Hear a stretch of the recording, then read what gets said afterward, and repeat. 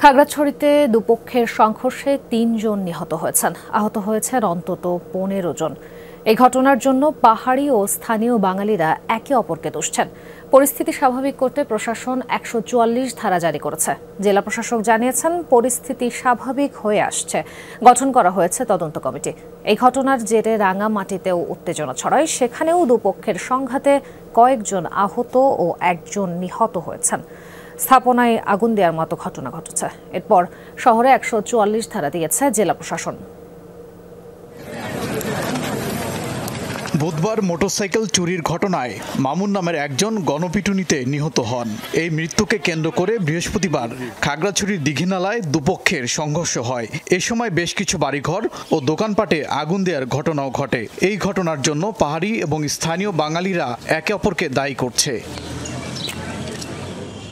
এই ঘটনার পর উত্তেজনা ছড়িয়ে পড়ে শহরে। সদরসহ বিভিন্ন স্থানে সংঘর্ষ হয় দুপক্ষের মধ্যে। ঘটে গোলাগুলির ঘটনাও। হতাহত হন বেশ কয়েকজন।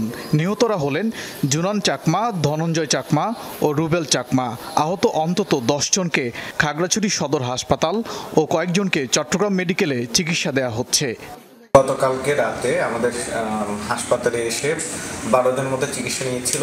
এর মধ্যে ৩ জন এখানে এসে মারা গেছেন। বর্তমানে ৯ জন চিকিৎসাধীন আছেন।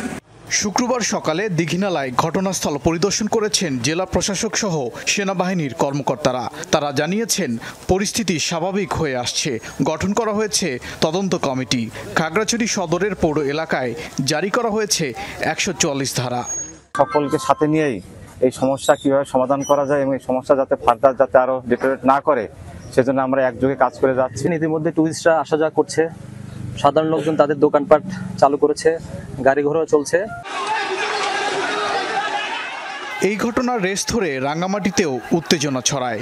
শুক্রবার বনরূপা এলাকায় দুপক্ষের সংঘর্ষ ও কয়েকটি যানবাহনে আগুন দেওয়া হয়।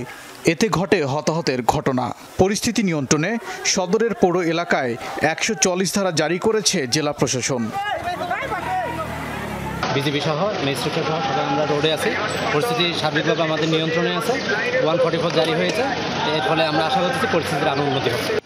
আর কোনো অপ্রীতিকর ঘটনা এড়াতে আইন শৃঙ্খলা বাহিনীর টহল জোরদার করা হয়েছে শহরে। ওবায়দুর রহমান, যমুনা নিউজ।